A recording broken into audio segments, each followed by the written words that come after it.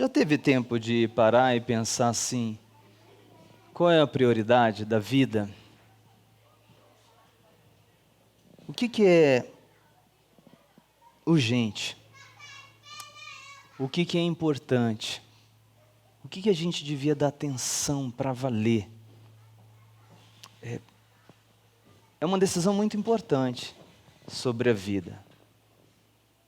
Desde as coisas simples, dos ambientes mais simples, mais comuns, como o ambiente da casa, a gente conseguir distinguir assim, quais as situações mais emergenciais que exigem nossa atenção, o que a gente pode deixar para depois.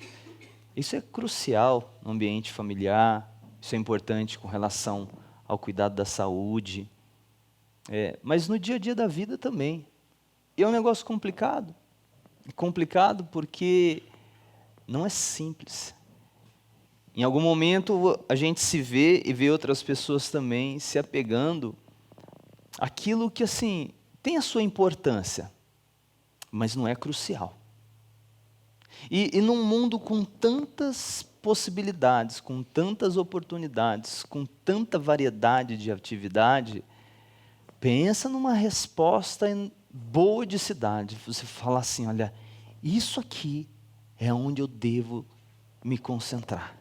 É com relação a essas tarefas, é essa emergência, isso que é crucial para a vida. É um negócio difícil. E ao longo desse mês, a partir desse domingo, a gente vai tratar de uma série de assuntos que eles têm a sua urgência. Não como a ideia de que a gente precisa apagar um fogo. Pensa nessa urgência como uma coisa assim, prioritária. Prioritária. E é tão complicado quando a gente deixa o secundário assumir o lugar do prioritário, né? Sabe, aquela coisa assim, tem uma demanda urgente em casa, e daí o marido inventa de querer lavar o carro, né? E é importante que o carro esteja lavado, mas a demanda urgente, seja com as crianças, seja de alguma coisa muito crucial, que está demandando situações na casa, não é bom que ele lave o carro. E também não é bom uma demanda com as crianças, onde, por exemplo, a esposa precisava estar atenta, por algum motivo o marido não pode estar, e ela dizer que ela tem que fazer a unha, né? Que é uma coisa importante também, mas diante de uma prioridade, tipo de comer para as crianças, se torna secundário. É de exemplos simples assim, até os exemplos da própria vida, o que fazemos e o que dizer sobre o que deve dar o tom da nossa vida. Qual é a nossa prioridade? É um negócio difícil de responder quando a gente não olha para o que Deus aponta. E esse mês a gente está querendo conversar sobre isso. O Senhor Jesus, eu vou passar por um trecho do Evangelho de João, rapidamente, para depois a gente cair num trecho de Atos dos Apóstolos, capítulo 16. Mas Jesus fala disso aqui, que tem o tom da mensagem hoje. Ele falou para os discípulos, depois de ele ter conversado com uma mulher num poço, a famosa conversa com a mulher samaritana, ele perguntou para os discípulos assim, vocês não dizem que ainda faltam 4 meses até a colheita? Eu, porém, lhes digo, levante os olhos e vejam, os campos, pois, estão maduros para a colheita. Esse assunto de colheita, para o ambiente da qual Jesus estava falando, que todo mundo estava acostumado com esse repertório agrícola, essa coisa assim, o campo está pronto para a colheita, você não pode deixar para depois. Não dá para dizer assim, não, está pronto para a colheita, mas a gente não está a fim de colher. Quem tem um pouquinho de familiaridade sabe que é o seguinte, olha, a colheita tem que ser feita quando ela está no ponto, porque senão ela se perde, ela tem que ser armazenada, ela tem que ser tirada do campo. Então o que Jesus estava dizendo para ele assim, olha, existe uma prioridade, tem um campo pronto para a colheita. Posto isso, eu quero ler com vocês Atos, capítulo 16, porque pensando no relógio aí, do tic-tac, que vai ser a nossa conversa no mês, o tic-tac daquela ideinha assim, tic-tac, tic-tac, o tempo está passando, e você tem que se concentrar no que é urgente, naquilo que é prioritário, naquilo que deveria estar envolvendo a mim e a sua vida. Essa é a nossa proposta. Verso 6, a gente vai ler um trecho um pouquinho longo, uma história fantástica.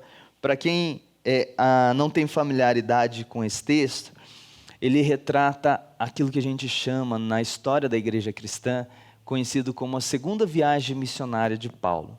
O apóstolo Paulo foi enviado pela igreja numa região chamada Antioquia, a peregrinar por diversos lugares. E ele estava indo para plantar igrejas. Você não vai ver esse termo nas escrituras, mas você vai perceber que era esse o resultado, era isso que estava se acontecendo. E dentro dessa peregrinação, coisas lindas acontecem. E é sobre isso que a gente vai se deter. Olha lá. E percorreram a região frígio-gálata, tendo sido impedidos pelo Espírito de pregar a palavra na província da Ásia. Chegando perto de Mísia, tentaram ir para Bitínia, mas o Espírito de Jesus, ou o Espírito Santo, não o permitiu. E tendo contornado Mísia, foram a Troade, que daí já era uma região mais litorânea. À noite, Paulo teve uma visão, na qual um homem da Macedônia, esse homem da Macedônia já era a região da Europa, estava em pé e lhe rogava dizendo: passa a Macedônia e ajude-nos. Assim que Paulo teve a visão, imediatamente procuramos partir para aquele destino, concluindo que Deus nos havia chamado para lhes anunciar o Evangelho. Tendo, pois, navegado de Troade, fomos diretamente para Samotrácia, e no dia seguinte a Neápolis. Dali fomos a Filipos, cidade da Macedônia, primeira do distrito e colônia romana. Nessa cidade permanecemos alguns dias. No sábado, saímos da cidade para a beira do rio, onde nos pareceu haver um lugar de oração.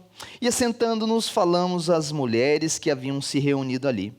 Certa mulher, chamada Lídia, da cidade de Tiatira, vendedora de púrpura, temente a Deus, nos escutava. E olha o que aconteceu. E o Senhor lhe abriu o coração para que estivesse atento ao que Paulo dizia. Depois de ser batizada, ela e toda a sua casa nos fez esse pedido: se julgam que eu sou fiel ao Senhor, venham ficar na minha casa, e nos constrangeu a isso. Aconteceu que, indo nós para o lugar da oração, veio ao nosso encontro uma jovem possuída de espírito adivinhador, o qual, adivinhando, dava grande lucro aos seus donos. Seguindo a Paulo e a nós, gritava dizendo: estes homens são servos de Deus Altíssimo e anunciam a vocês o caminho da salvação. Isto se repetiu por muitos dias. Então, Paulo, já indignado, voltando-se, disse ao Espírito: em nome de Jesus Cristo, eu ordeno que você saia dela. E na mesma hora o Espírito saiu. Quando os donos da jovem viram que se havia desfeito a esperança do lucro, agarraram Paulo e Silas e os arrastaram para a praça, à presença das autoridades. E levando-os aos magistrados, disseram: estes homens, sendo judeus, perturbam a nossa cidade, propagando costumes que não podemos aceitar, nem praticar, porque somos romanos. Então a multidão se levantou unida contra eles, e os magistrados, rasgando-lhes as roupas, mandaram açoitá-los com varas. E depois de lhes darem muitos açoitos, os lançaram na prisão, ordenando ao carcereiro que os guardasse com toda a segurança. Este, recebendo tal ordem, levou-os para o cárcere interior e prendeu os pés deles no tronco. Por volta da meia-noite, Paulo e Silas oravam e cantavam louvores a Deus. E os demais companheiros da prisão escutavam. De repente, sobreveio tamanho terremoto que sacudiu os alicerces da prisão, todas as portas se abriram e as correntes de todos os presos se soltaram. O carcereiro despertou do sono e, vendo abertas as portas da prisão, puxando da espada, ia se suicidar, pois pensou que os presos tinham fugido. Mas Paulo gritou bem alto: não faça nenhum mal a si mesmo, estamos todos aqui. Então o carcereiro, tendo pedido uma luz, entrou correndo, tremo, prostrou-se diante de Paulo e Silas, depois, trazendo-os para fora, disse: senhores, o que eu devo fazer para que seja salvo? Eles responderam: creia no Senhor Jesus, e você será salvo, você e toda a sua casa. E pregaram a palavra de Deus ao carcereiro e a todos que faziam parte da casa dele.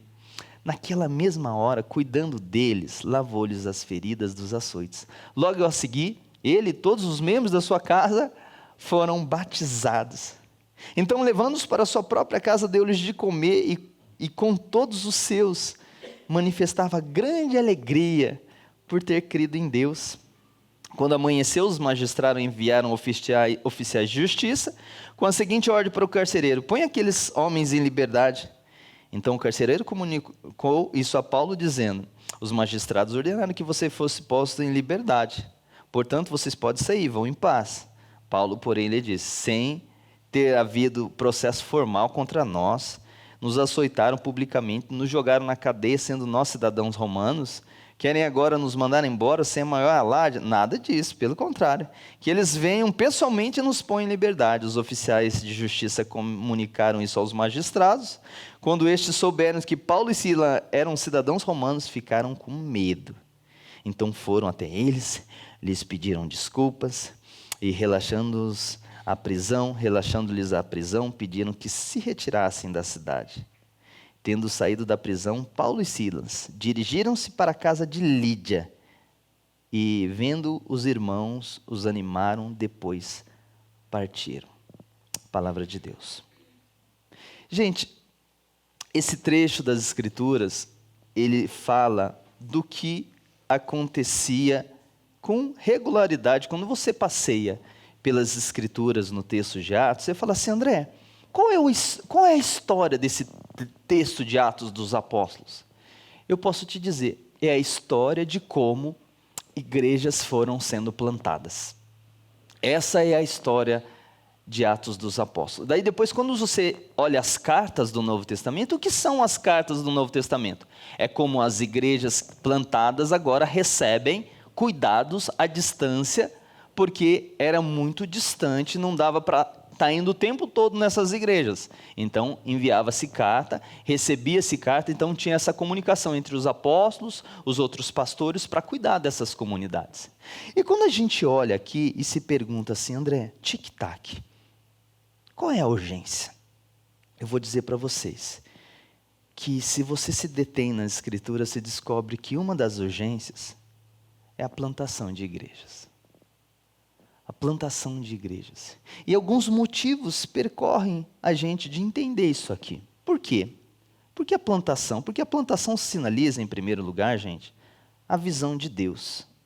Olha, Deus se encarrega de colocar nesse trecho do Novo Testamento a história de como pequenas comunidades foram se formando naquela época da vida cristã, onde a gente descobriu como igrejas nasceram, como a Bíblia foi sendo formada. E aí, um negócio espetacular que a gente descobre que o apóstolo Paulo ele já estava numa peregrinação, numa viagem, e ele está decidindo subir para uma região norte da Ásia, e aí o Espírito de Deus fala assim: não, você não vai para aí, não é para ir nessa direção. E ele: poxa, estou sendo impedido, a gente não sabe ao certo como, mas o Espírito de Deus é muito bacana saber que ele às vezes, ele inibe a gente de fazer determinadas coisas, e o que é bonito aqui é que ele está em missão. Então toda essa direção está relacionada porque ele está envolvido com a missão que Deus está muito comprometido em atuar. Aí ele recebe uma visão noturna, um homem, com certeza devia ter trajes, que ele conseguiu identificar que era um homem da região da Macedônia, atual Grécia. Ele falou assim: olha, é para lá que Deus está nos enviando. Ele pega o barco, segue com a sua equipe e vai na direção dessa cidade. E aí, a visão de Deus para Paulo, ela está correspondendo ao que Deus já tinha ensinado aos outros discípulos nos evangelhos.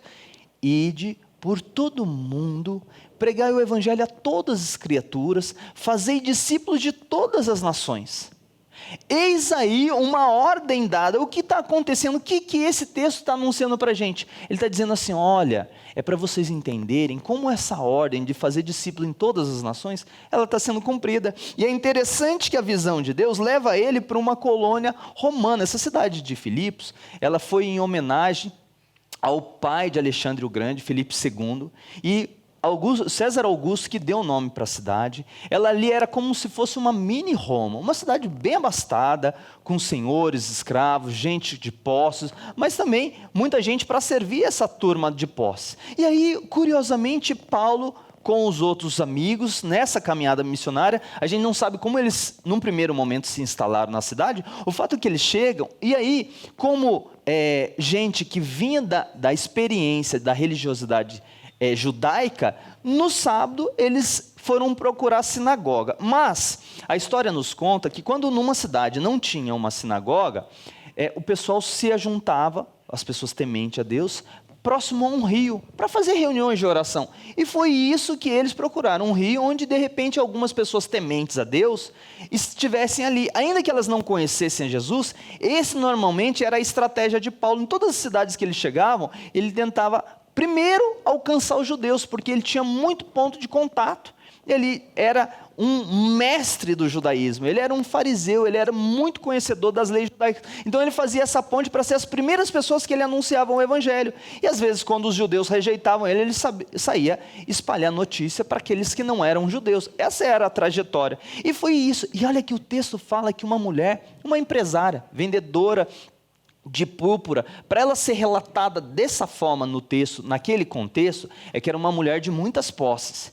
E Deus abre o coração dela para ouvir o evangelho. Ela ouve, na sequência já é batizada, e posto que uma coisa muito fantástica acontece, ela decide hospedar aquela equipe missionária. Não, vocês vão ficar na minha casa. Certamente ela estava ali chamando outras pessoas para que se ouvisse, e a história nos dá conta, e esse é um testemunho geral dos estudiosos, de que possivelmente a partir da casa dela se formou a igreja na cidade de Filipos. Gente, Deus tem visão. A plantação de igrejas sinaliza uma visão de Deus. É impressionante quando Deus começa a nos organizar de forma que essa missão, que é de Deus, comece a fazer parte da nossa vida.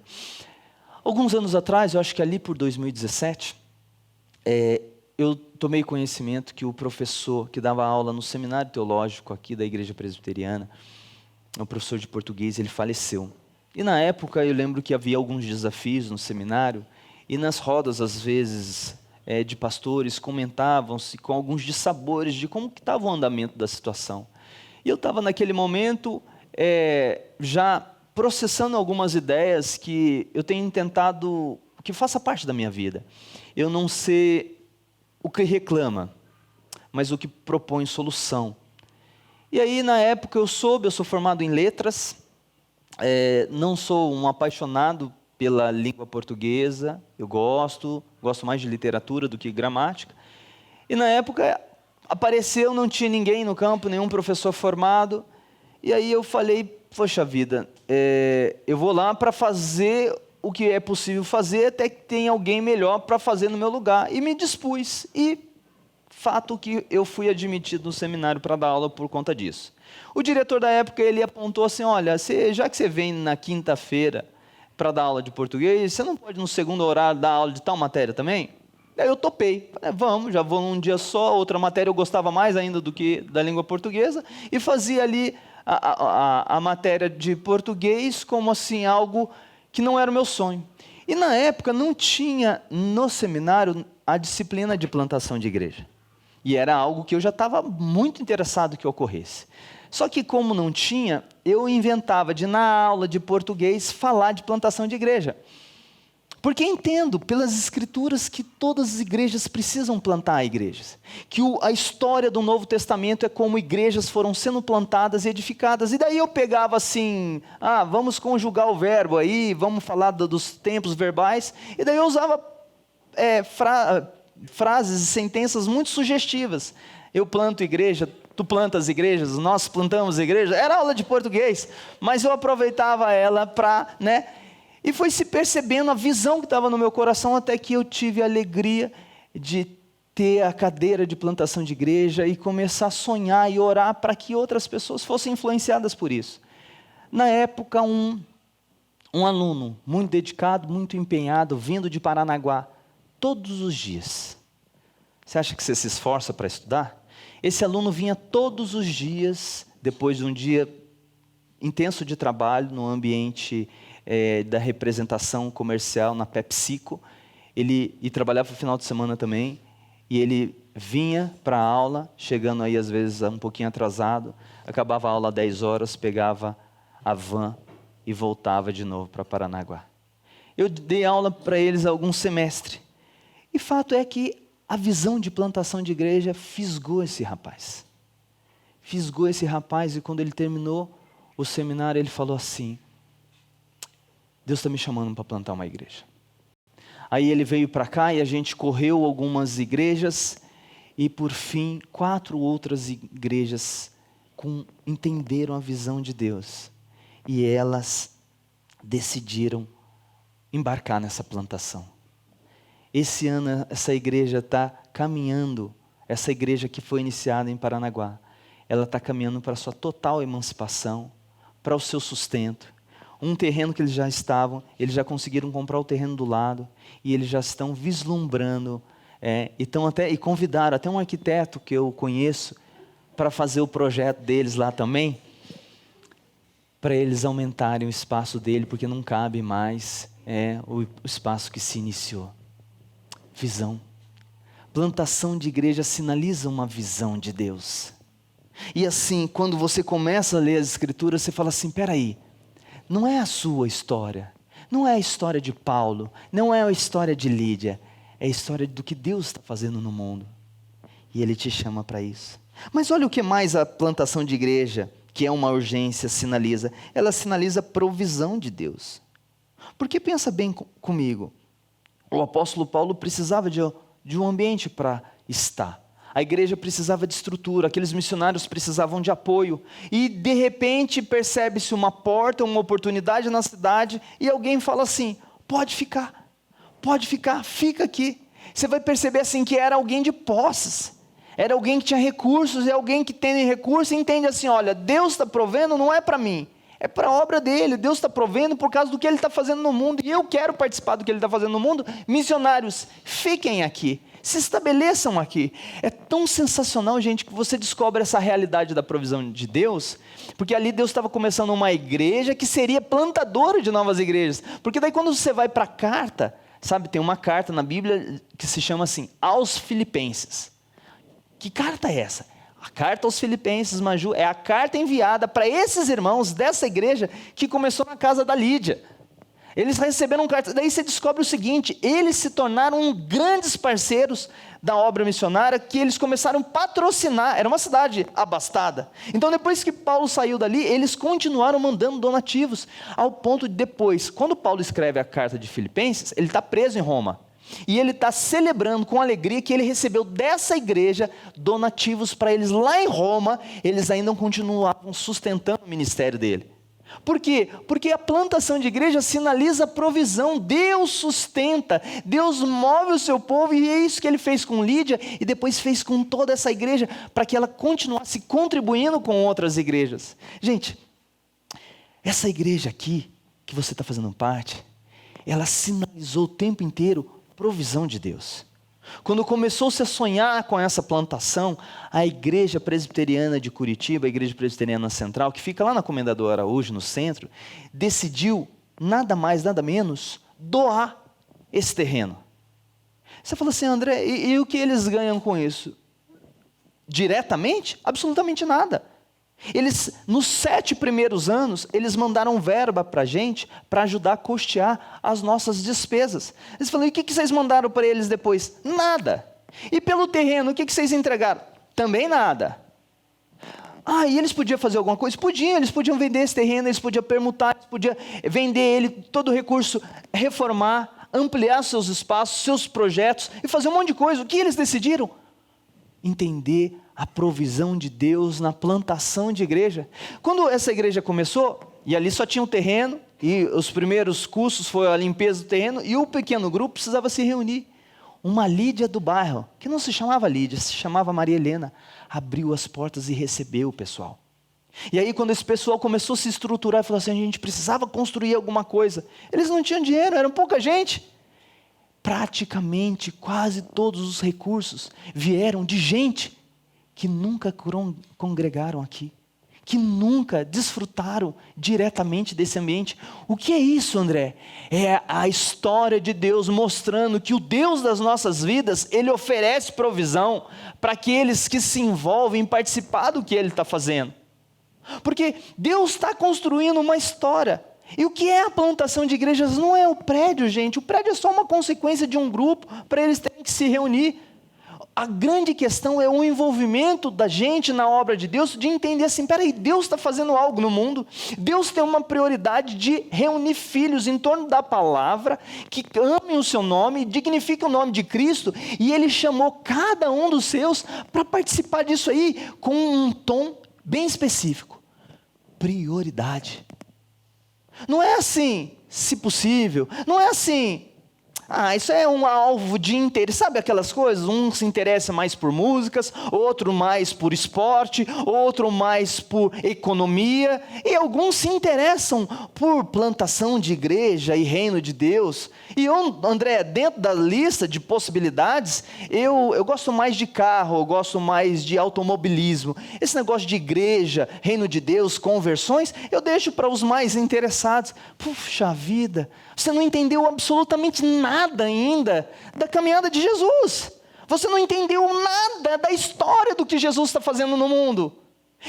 E assim, como a gente pode ser afetado por essa realidade, André? Conhecendo a história bíblica. A história bíblica não está querendo narrar como que você vai ter muito sucesso com a sua empresa, com o seu trabalho, na sua profissão, como você vai ser feliz no seu casamento.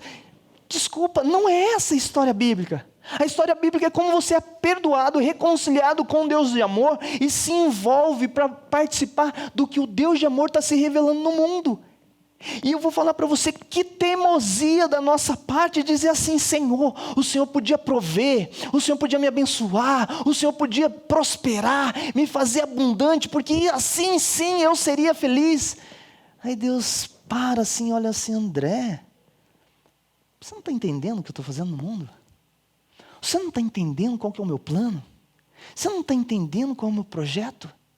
Eu estou tirando pessoas, André, do reino das trevas, livrando eles da condenação eterna, livrando eles do abandono, da ausência do amor, oferecendo para eles identidade como filhos amados, oferecendo-lhes esperança eterna, perdão, redenção, purificação, transformação. Sério, André, você está querendo trocar de carro?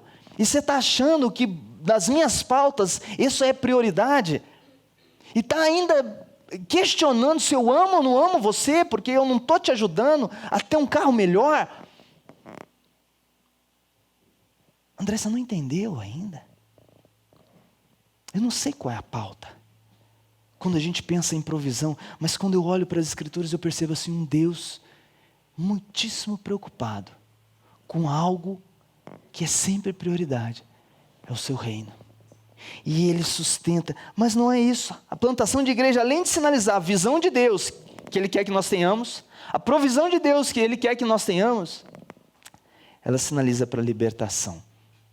Porque é extraordinário o que acontece nessa cidade, gente. E é extraordinário porque a plantação de igreja, ela traz isso no bojo. Ela traz isso no pacote. Os plantadores, os missionários, uma pequena comunidade que se reúne em qualquer lugar, ela traz um pacote de realidades. E um deles é libertação. Está ali uma pessoa possessa de espíritos maus, e os espíritos maus atormentam as pessoas. Inclusive, eles tentam e às vezes pressionam discípulos de Jesus. Mas nunca tomem posse deles, porque o Espírito Santo está em cada discípulo de Jesus. No entanto, para as pessoas sem Jesus, eventualmente, o espírito maligno não apenas as influencia, mas às vezes se apodera delas. Esse era o caso dessa mulher.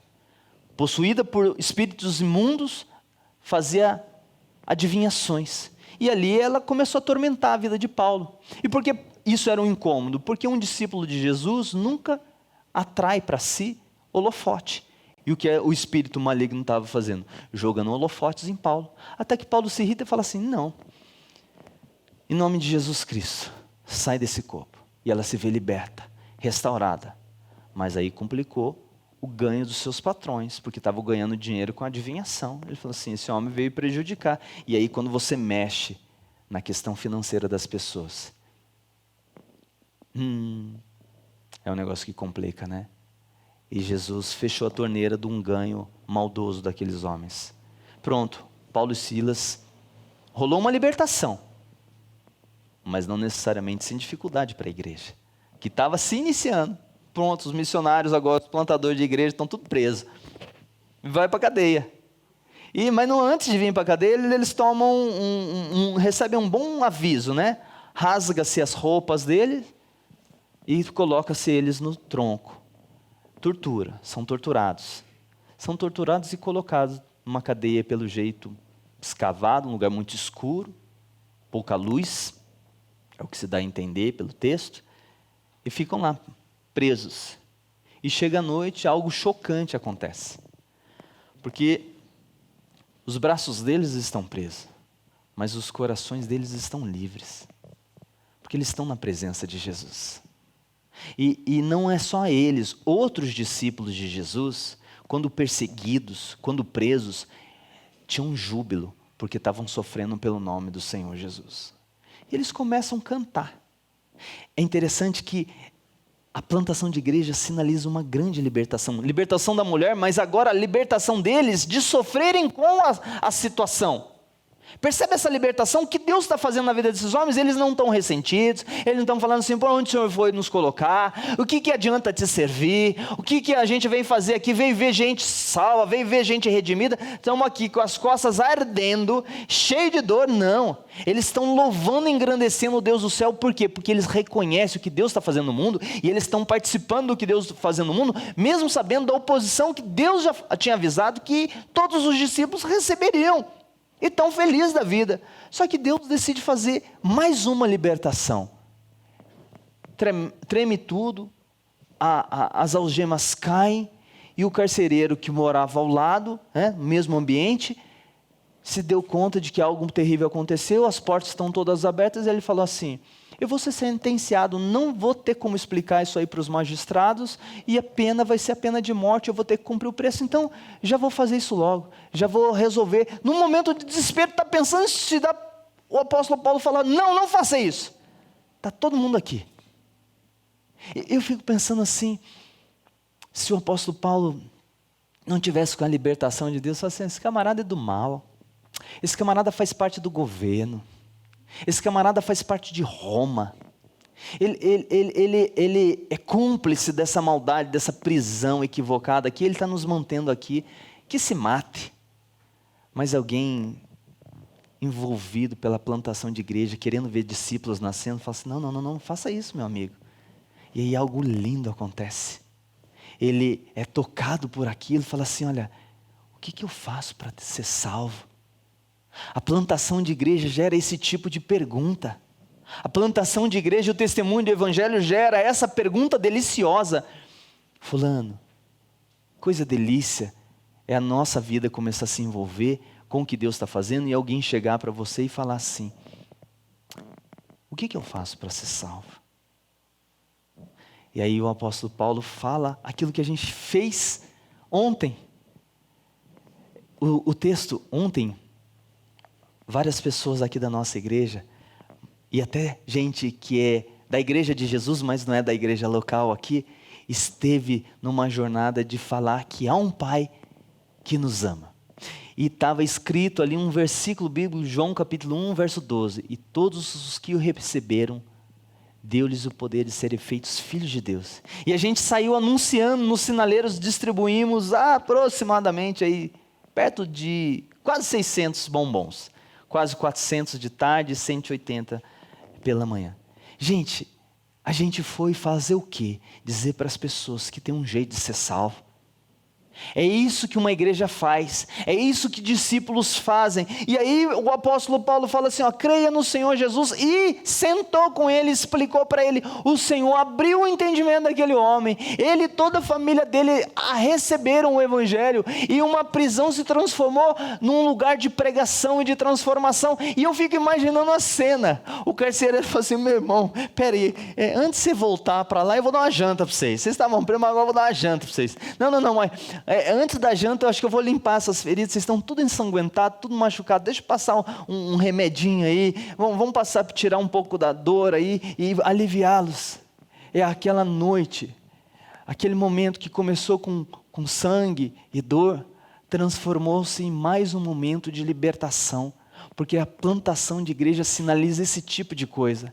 E aí o desfecho é terrível, porque o apóstolo Paulo sabia dos direitos, como um cidadão romano, ele e Silas, percebe a maldade dos magistrados, porque era um crime. Um cidadão romano não poderia ser açoitado, não poderia ser preso sem um processo legal. Foi tudo feito como se estivesse tratando de estrangeiros, daí não seria um problema para Roma. Mas Paulo sabia dos seus direitos e fala assim, não, no mínimo eles vão ter que vir aqui conversar com a gente, porque eles fizeram algo errado. E aí vem, os homens se explicam e tal, pede para eles, poxa, saiam da cidade, isso que vocês estão fazendo aqui vai trazer problema. Deve ter conversado com o pessoal lá da economia, da questão financeira da cidade, posto que depois dessa conversa, para onde o apóstolo Paulo e o Silas voltam? Eles voltam para a casa da Lídia. E assim, é comum o pessoal entender assim, eles voltaram para se reunir com a igreja. E eu fico imaginando eles contando as histórias. Nós fomos presos, sim.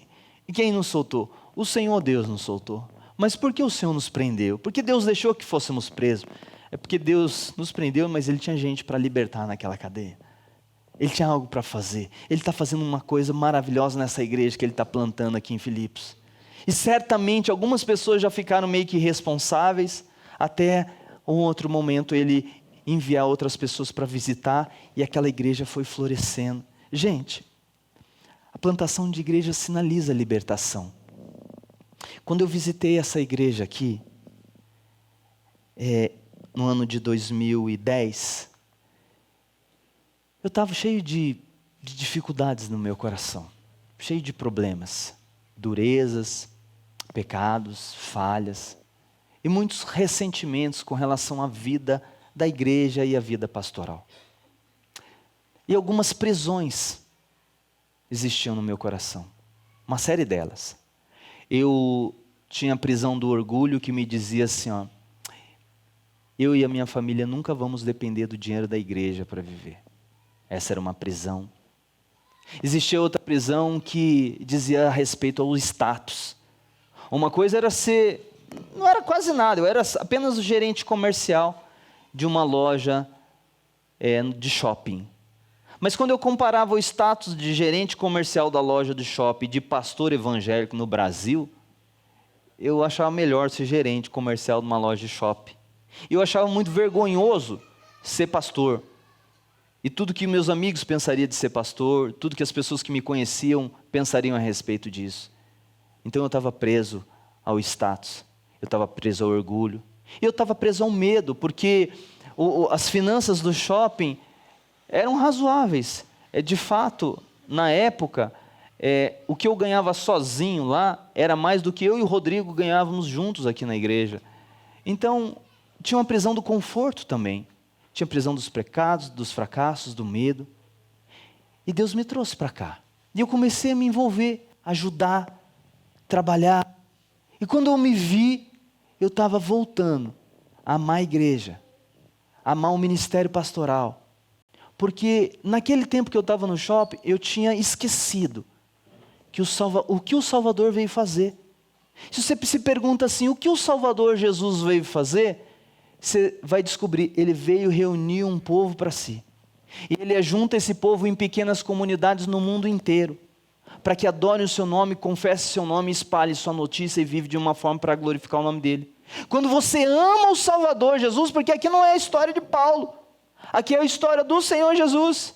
Quando se pergunta, o que eu faço para ser salvo? Não é creia em Paulo, não é creia na igreja presbiteriana. E olha, ontem a gente comemorou 162 anos da igreja presbiteriana. E a glória que possa existir na igreja presbiteriana é só uma. é enquanto ela falar do nome de Jesus. Porque é Jesus quem nos salva, é Jesus que opera, é Jesus que planta a igreja, é Jesus que transforma. É Jesus que chamou você para participar do que Ele está fazendo no mundo. E eu queria dizer uma coisa para você: tic-tac. O que você está fazendo da sua vida? Qual é a sua prioridade?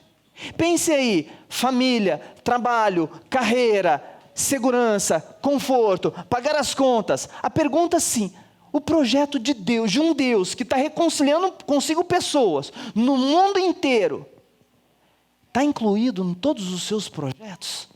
Como prioridade?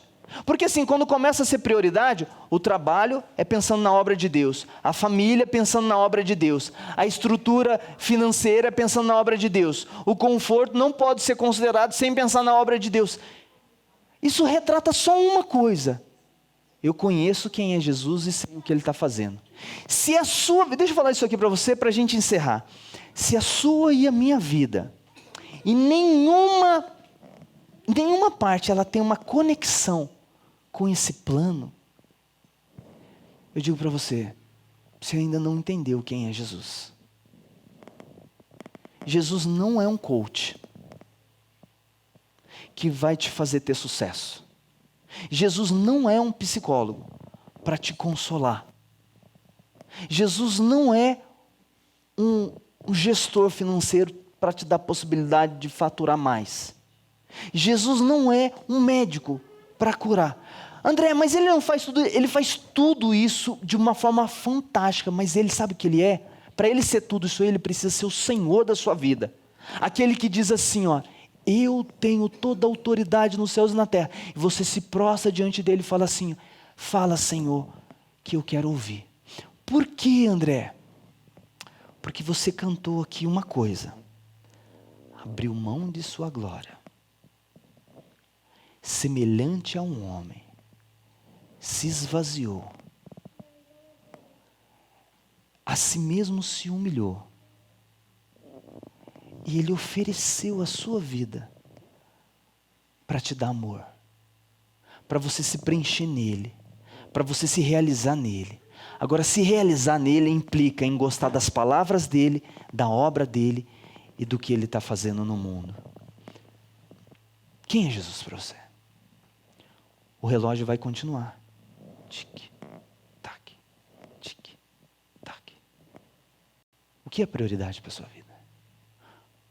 O que você vai dobrar o joelho orando hoje?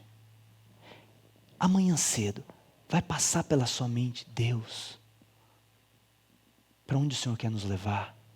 Qual igreja o Senhor quer plantar? Como eu posso ajudar a igreja que eu faço parte, que eu digo que é a minha igreja? Você conhece quem é missionário Vladimir? Você conhece quem é pastor Ricardo, igreja do São Brás? Você conhece essa história de Paranaguá?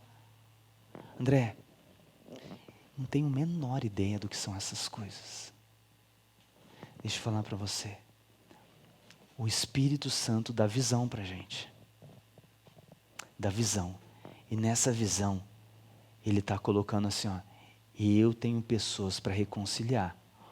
E é isso que eu quero te mostrar. Gente, que aventura fantástica é participar do que Deus está fazendo. Eu te convido a isso.